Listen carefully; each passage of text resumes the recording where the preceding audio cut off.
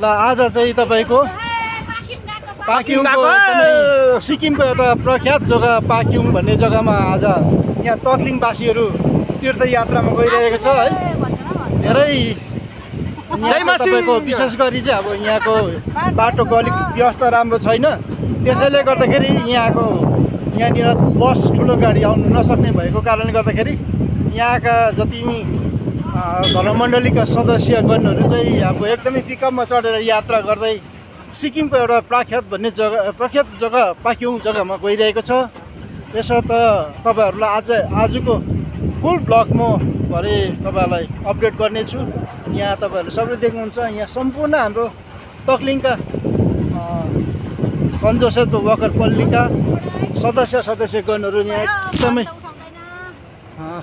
भव्य रूपले यहाँ यात्रा भइरहेको छ। हवस् त, भरे फेरि म तपाईँहरूलाई सम्पूर्ण अपडेटहरू तपाईँहरूलाई दिनेछु। धन्यवाद।